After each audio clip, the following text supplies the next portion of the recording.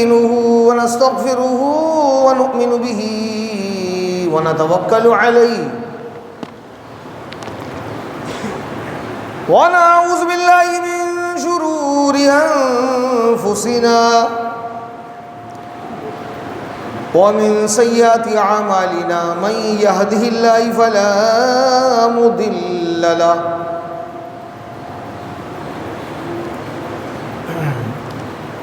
ومن يضلله فلا هادي له.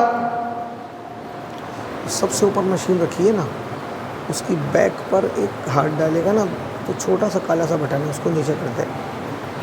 ہاں پیچھے بیک پر, چھوٹی مشین کے بیک پر بیچ میں ہاتھ ڈالے.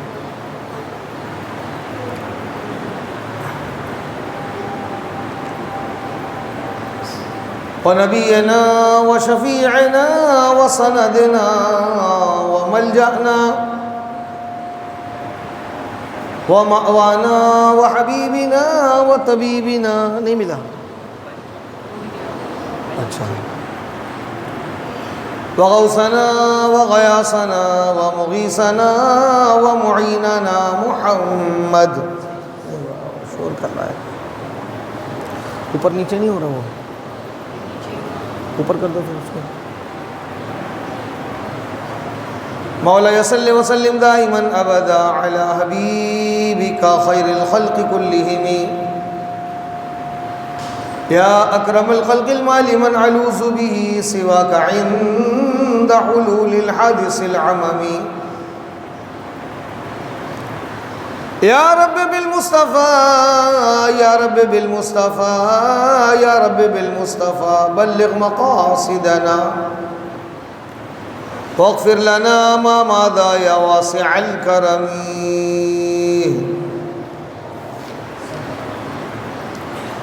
بعد حمد و صلات, کروڑوں درود اور کروڑوں سلام بارگاہ نبی آخر الزمان صلی اللہ علیہ وسلم میں, سید عالم نور مجسم شفیع معظم نبی مکرم صلی اللہ تعالی علیہ وآلہ وسلم کا فرمان عالی شان ہے کہ جو شخص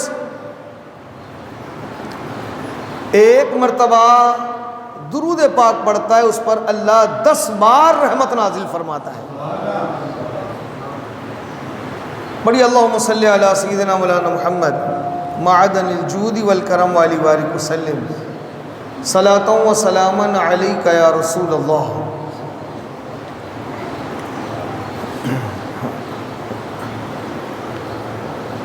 السیر النبویہ میں ابن ہشام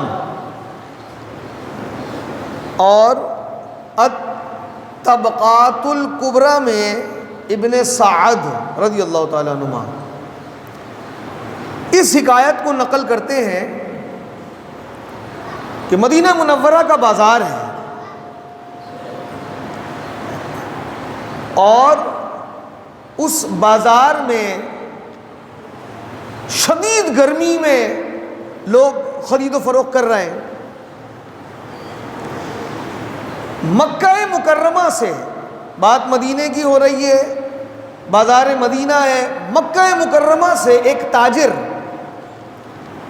جس کا نام ہے ابو حذیفہ, یہ حذیفہ یمانی نہیں ہے جو حضور کے رازدار تھے نا, حذیفہ یمانی, یہ وہ نہیں ہے, یہ مکے کا ایک تاجر ہے ابو حذیفہ. مکہ مکرمہ سے اپنا سامان بیچنے کے لیے لایا ہے اور سارا سامان بک گیا اور اچھے داموں میں بکا. ساتھ ساتھ اس کے پاس ایک کم عمر غلام بھی ہے جسے وہ بیچنا چاہتا ہے. شدید گرمی ہے, پسینے بہہ رہے ہیں, لوگوں کی توجہ اس غلام کی طرف نہیں ہے. اب یہ تاجر سوچتا ہے کہ میں تو اچھے داموں میں بیچنا چاہتا تھا لیکن کوئی اس کی طرف توجہ ہی نہیں کرتا. چلو جس دام میں خریدا ہے اس قیمت خرید میں ہی بیچ دیتا ہوں۔ اتنے میں مدینہ منورہ کی ایک لڑکی وہاں سے گزرتی ہے، دیکھتی ہے کہ شدید گرمی ہے، اس کو کوئی خرید بھی نہیں رہا۔ یہ اس دور کی بات ہے کہ جب انسان بکتے تھے، جیسے گاڑیاں بکتی ہیں نا، انسان بکتے تھے، جیسے گاڑیوں کے ماڈل ہوتے ہیں، ایسے انسانوں کو دیکھا جاتا تھا کہ وہ یمن کا ہے، شام کا ہے، دمشق کا ہے، یا پھر موٹے موٹے ہونٹ والے کالے کالے چھوٹے خط کے افریقہ کا ہے۔ تو جو اچھی جگہ کے ہوتے تھے، جیسے یمنی غلام، لمبے چوڑے خوبصورت، تو لوگ اپنے ساتھ رکھتے تھے تو بڑا فخر محسوس کرتے تھے۔ اس کے مقابلے میں حبشہ اور افریقہ کہ موٹے موٹے ہونٹ والے چھوٹے چھوٹے قد والے، ان کی قیمت کم ہوتی تھی، تو انسان بھی بکتے تھے۔ اب یہ ایک دور تھا وہ بھی۔ تو بات یہ ہے کہ اس خاتون نے، اس مدینہ منورہ کی لڑکی نے جب اسے دیکھا کہ وہ لیتا نہیں ہے اور بڑی دھوپ ہے، پسینے بہہ رہے ہیں اور دھوپ میں کھڑا ہے، اس نے کہا اس غلام کے کیا لوگ ہیں، کیا لوگ ہیں؟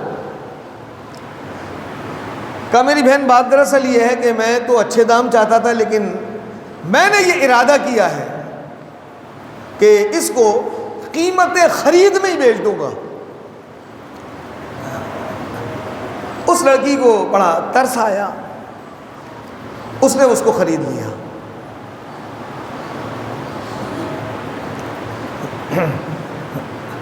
اب یہ ایک تاجر تھا، اپنا سامان بیچنے آیا تھا، سامان بیچا، غلام بھی بیچا۔ اب ہاں اصل بات پہ آئیں، جو ابو حذیفہ ہے وہ مدینے آیا تو اس کو جب پتہ چلا کہ اس لڑکی نے، وہ تاجر الگ تھا، یہ الگ ہے، یہ تھوڑی سی غلط فہمی ہوئی، وہ کوئی اور تاجر تھا۔ تو ابو حذیفہ جو ہے وہ جب مکے سے مدینے، وہ بھی تجارت کے لیے آیا، تو اس نے جب سنا کہ ایک لڑکی نے، کسی نے بتایا کہ اس نے بڑا رحم کھایا، تو اس ابو حذیفہ نے اس خاتون کے اخلاق سے متاثر ہو کر پیغام نکاح بھیج دیا، اور بات بن بھی گئی، اب شادی بھی ہو گئی۔ اب ابو حذیفہ اس غلام کو اور اپنی بیوی کو، جس کا نام طبقات کبریٰ میں ابن سعد لکھتے ہیں، اس کا نام تھا سمیطہ بن یعار، اپنی بیوی کو اور ساتھ میں اس غلام کو لے کے مدینہ گئے۔ جب مدینہ منورہ پہنچے تو یہ جو ابو حذیفہ ہے، ان کے بڑے جگری دوست ہیں، ان کا نام ہے عثمان غنی، مشہور صحابی رسول ہیں، خلیفہ وقت ہیں، تیسرے صحابی ہیں، حضور کے داماد ہیں، سخیوں کے سخی ہیں، ثقافت کے بادشاہ ہیں۔ عثمان غنی رضی اللہ تعالیٰ عنہ سے ابو حذیفہ کی بڑی یاری تھی اور بڑی گہری دوستی تھی۔ جا کے خوشخبری سنائی، دیکھو میں نے مدینہ منورہ میں گیا، مدینے گیا، وہاں سے ایک غلام بھی مل گیا اور ایک خاتون کے اخلاق سے متاثر ہو کر میں نے اس سے شادی کی ہے۔ ابن سعد لکھتے ہیں طبقات میں کہ عثمان غنی کا مزاج ملا نہیں۔ ابو حذیفہ کہتا ہے یار کیا ہوا آج، تم تو سیدھے منہ بات ہی نہیں کر رہے۔ کہا دیکھو ابو حذیفہ، میں الحمدللہ اللہ کے رسول پر ایمان لے آیا ہوں اور تم مسلمان نہیں ہو، مانا کہ ہماری دوستی بڑی گہری ہے، ہماری دوستی بڑی گہری ہے، ہم ایک دوسرے پر مرتے ہیں، آپس میں بڑی محبت ہے، لیکن چونکہ میں مسلمان ہو گیا ہوں اور تم مسلمان نہیں ہے، یہ ہماری دوستی چلے گی نہیں، بات بنے گی نہیں۔ اس نے کہا ایسا کچھ ہو گیا اور تم جو ہے وہ مسلمان ہو گئے، مجھے بھی ملواؤ اللہ کے آخری نبی سے۔ ابو حذیفہ حضور کے قدموں میں حاضر ہوا اور حضور کی نظر عنایت سے مسلمان ہو گیا۔ دیکھیں، جو اپنے لیے پسند کریں وہ اپنے بھائی کے لیے پسند کریں۔ اگر اللہ نے آپ کو نمازی بنایا ہے تو آپ کا دوست بے نمازی ہو کر جہنم میں کیوں جائے؟ یہ کیسی محبت اور دوستی ہے؟ تو سیدنا عثمان غنی رضی اللہ تعالیٰ عنہ کی آپ دیکھیں نا، شان دیکھیں، منہ بگاڑ لیا، نہیں بات کرتا تجھ سے، سیدھے منہ بات ہی نہیں کر رہے ہیں۔ تو کیا ہم نے کبھی یہ سوچا کہ ہماری اولاد نماز نہیں پڑھتی، ہماری بیوی نماز نہیں پڑھتی، تو ہم تھوڑا سا ناراضگی کا اظہار تو کریں؟ یا یہ سوچ کے جان چھڑا لی کہ یار روٹی کون کھلائے گا؟ بیوی ناراض ہو گئی تو، بیٹا ناراض ہو گیا تو پیسے کیسے دے گا؟ ایسا نہ سوچیں، کچھ کام اللہ کی رضا کے لیے بھی تو کر گزرے نا۔ تو عثمان غنی رضی اللہ تعالیٰ نے کہا کہ دیکھو ہماری یارانہ پرانا، لیکن اب چونکہ میں مسلمان ہو گیا ہوں تو میں چاہتا ہوں کہ تو بھی مسلمان ہو جا، اور وہ مسلمان ہو گئے۔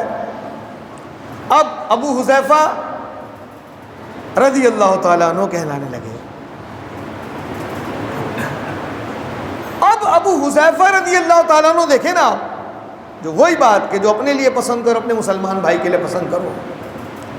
ابو حذیفہ گھر گئے اور اپنے اس غلام جس کا نام ہے سالم، اچھا سالم بن عبداللہ الگ ہے، فاروق اعظم کے پوتے، بہت بڑے محدث ہیں، وہ الگ ہیں، یہ غلام ہے سالم، اس کو بٹھایا اور اپنی زوجہ سبیتہ بن یعار کو بٹھایا۔ کہا دیکھو نجات کا راستہ وہ یہی ہے کہ جس طرح میں اللہ کے آخری نبی پر ایمان لے آیا ہوں تم بھی ایمان لے آؤ۔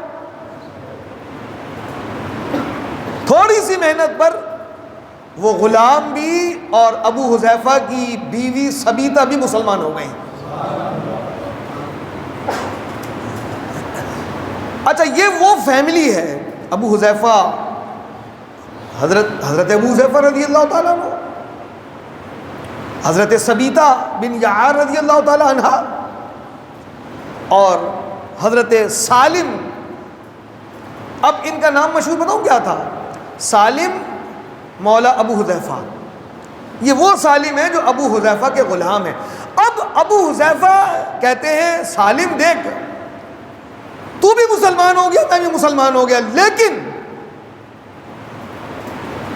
اب میں تجھے اپنا غلام نہیں رکھنا چاہتا، اب میں چاہتا ہوں کہ تو آزاد ہے، میں اپنا غلام نہیں بناؤں گا تجھے، اب تو نبی کا غلام ہے نا، اللہ کا بندہ اور نبی کا غلام ہو گیا، اب میں تجھے آزاد کرتا ہوں۔ حضرت ثابت جو ہیں وہ کہتے ہیں میرے آقا میں کہاں جاؤں گا، نہ میرا گھر، نہ میری ماں، نہ میرا باپ، نہ کوئی رشتہ دار۔ اچھا یہ کم عمر تھے جیسے میں نے بتایا نا۔ ابو حذیفہ کہتے ہیں کہ چلو آج سے میں نے تجھے اپنا بیٹا بنا لیا۔ میرے آقا کریم علیہ الصلوۃ والسلام کی ہجرت سے قبل، ہجرت سے پہلے کچھ صحابہ وہ تھے جو حبشہ سے مدینے پہنچے، اور کچھ وہ لوگ تھے میرے آقا نے جن کو اپنی ہجرت سے پہلے مدینے روانہ کیا۔ ان لوگوں میں ابو حذیفہ، اس کا گھرانہ سالم اور ان کی زوجہ، یہ حضرت فاروق اعظم کے ساتھ مدینہ ہجرت کر کے گئے۔ یہ جو سالم ہے نا، جو کل تک غلام تھے اب ابو حذیفہ کے بیٹے ہیں، سیرت السیر النبویہ میں ابن ہشام لکھتے ہیں انہیں قرآن سے بڑا پیار ہو گیا، اب یہ دن رات قرآن پڑھتے رہتے، اور یہ کئی سورتوں کے اچھے خاصے قرآن کے حافظ بن گئے۔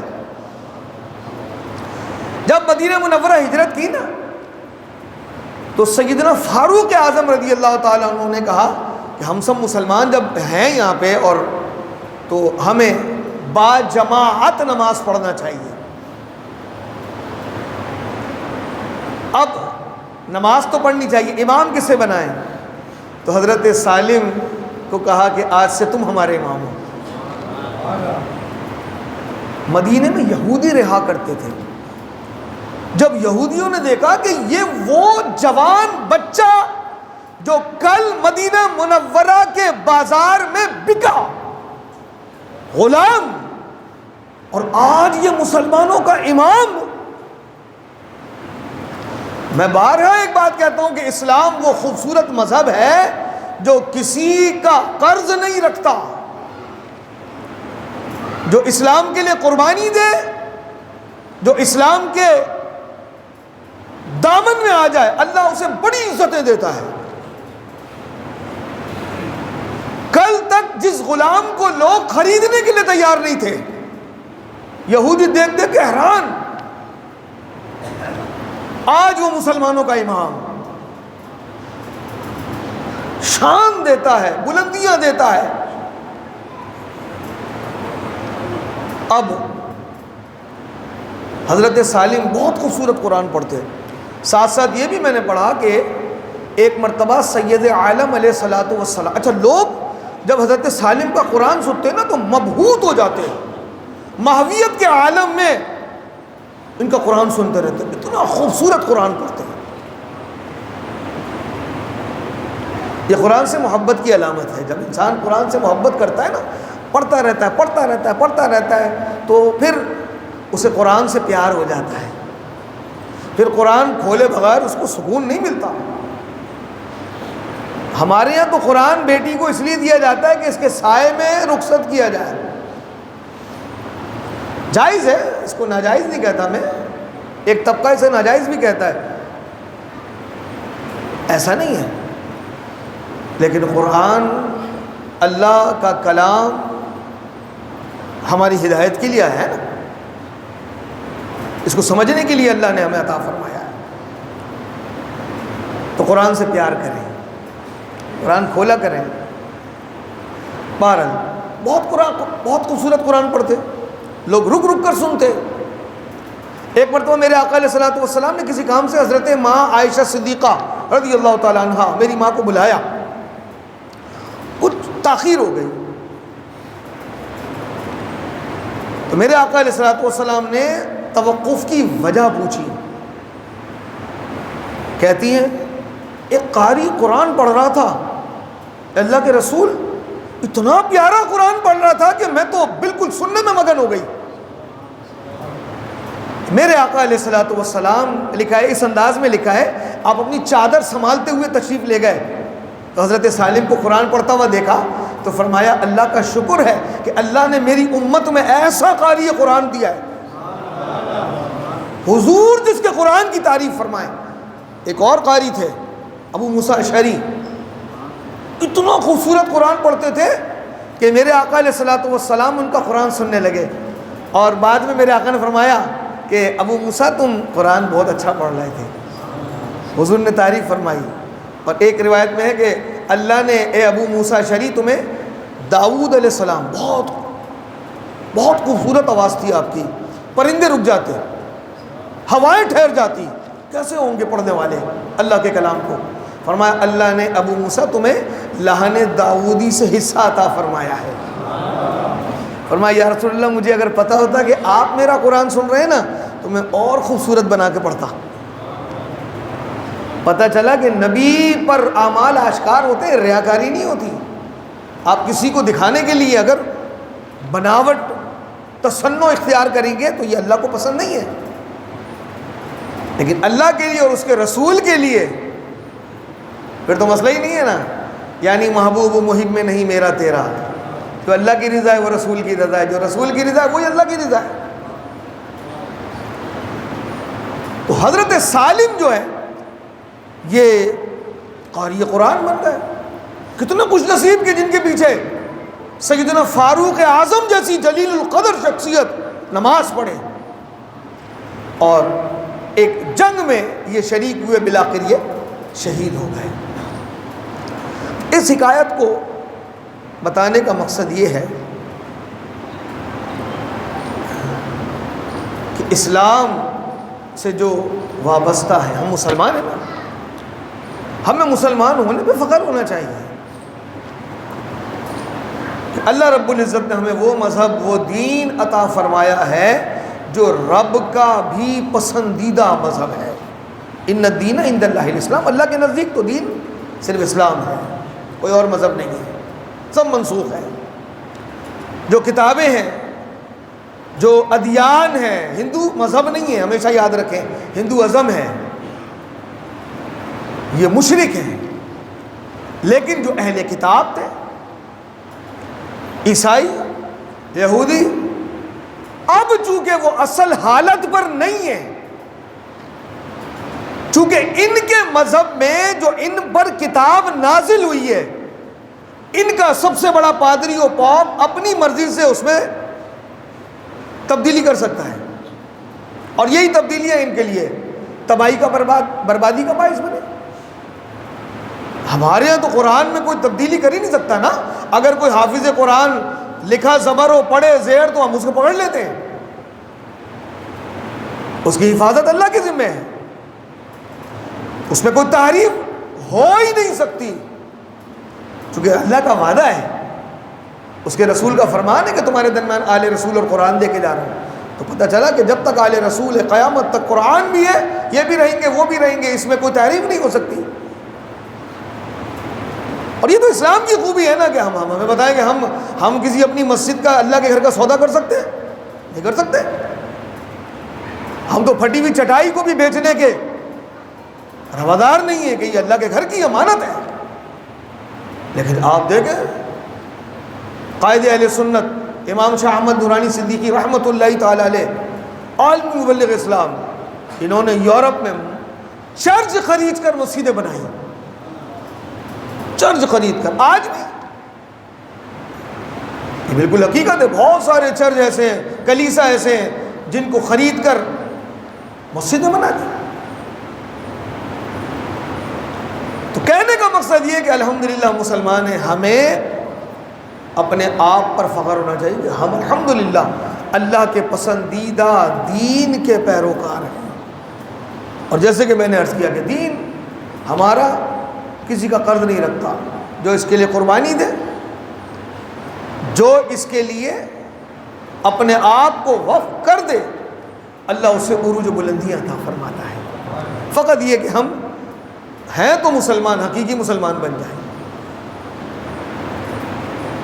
اپنے دین سے پیار کریں، اللہ اس کے رسول سے محبت کریں۔ یہ دیکھیں نا کیسے عاشق لوگ تھے، یہ کیسے تھے، یہ ان کا سب کچھ اللہ اس کا رسول۔ ہم فقط اپنے زور بازو اور دنیا ہی کے ہو کر رہ گئے۔ آج پوری دنیا میں مسلمان ہیں، بہت ہیں، وہ 1.5 ارب کے قریب ہیں، لیکن مسلمانوں کی رسوائی کا سب سے بڑا ان کی بے عملی ہے، مسلمانوں کی بے عملی۔ حضرت بایزید بستامی کو ایک عیسائی یا مشرک تھا، اس نے کہا کہ مجھے آپ کا مذہب تو پسند ہے، لیکن آپ کے جیسا بن نہیں سکتا میں،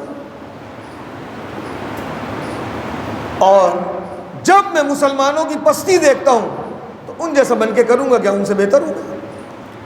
تو یہ مسلمانوں کی پستی ہے کہ لوگ چند جملے کہہ کے انہیں اسلام کے دامن سے وابستہ کر دیتے ہیں، اور آج ہماری تبلیغ بے اثر ہے، چونکہ ہمارا کردار لوز ہے۔ اب آپ دیکھیں، رمضان 4 دن ایک بندہ سگریٹ پیے تو کہتا ہے میری تو عادت بن گئی، گالیاں دینے والے سے مجھے کہ یار میری عادت، چھوٹی چھوٹی باتیں، عادت بن گئی ہے، وہ چھوٹتی نہیں ہے۔ اور اللہ کے بندے سارے مہینے نمازیں پڑھتے رہے، روزے رکھتے رہے، اس کی عادت کیوں نہیں بنی؟ عادت نہیں بنی۔ اندر سے ہم بہتری اور اپنے آپ کو چینج اور تبدیل کرنے کے لیے تیار نہیں ہے۔ پچھلے جمعے ہماری مسجد کا حال یہ تھا کہ باہر صفحے بچھانی پڑی، کہتے ہیں جی چھت کے اسپیکر بھی کھول دو، تو ہم نے کہا چلو ایک سسٹم بنا لیتے، روزے ختم، یا مسلمان بھی ختم ہو گئے؟ کیا مسلمان بھی ختم ہو گئے؟ نہیں، ہم اپنے آپ کو تبدیل کرنے کے لیے تیار نہیں ہیں، جو کہ ہم اپنی آخرت کے معاملے میں سنجیدہ نہیں ہونا چاہتے۔ اللہ اس کا رسول ہم سے کتنی محبت کرتا ہے۔ کیا ٹائم ہوا؟ 23 ہوتا ہے۔ اللہ اس کا رسول ہم سے کتنی محبت، کہتے ہیں قیامت کے دن تمام انبیاء کے لیے ممبر بچھائے جائیں گے۔ یہ روایت پڑھ کے میرے تو رونگٹے کھڑے ہو گئے۔ اللہ کے رسول ممبر میں نہیں بیٹھیں گے کہ کہیں ایسا نہ ہو کہ میں ممبر پہ بیٹھ جاؤں اور میرا امتی جہنم میں نہ داخل کر دیا جائے۔ ہمیں اپنے نبی سے کتنی محبت ہے، وہ ہمارے لیے بے چین و بے قرار ہوں گے کہ جیسے ایک مثال دی علماء نے، جیسے ایک شرارتی بچہ ہوتا ہے نا، تو ہم اس کے لیے فکر مند ہوتے ہیں کہ یار یہ تو ٹھیک ہے، یہ کہیں نقصان نہ کر بیٹھے، یہ اپنے آپ کو نقصان میں نہ ڈال دے، تکلیف میں نہ ڈال دے۔ سید عالم علیہ الصلوۃ والسلام ہمارے لیے ایسے بے چین ہوں گے، دوڑتے ہوں گے، کبھی صراط پر، کبھی جو ہے وہ حوض کوثر پر، کبھی میزان پر۔ ہمیں اپنے نبی سے کتنی محبت ہے، خدا را ہمیں اپنی آخرت کے بارے میں سوچنا ہوگا۔ ہم اپنے آپ کو جہنم کا ایندھن نہ بنائیں۔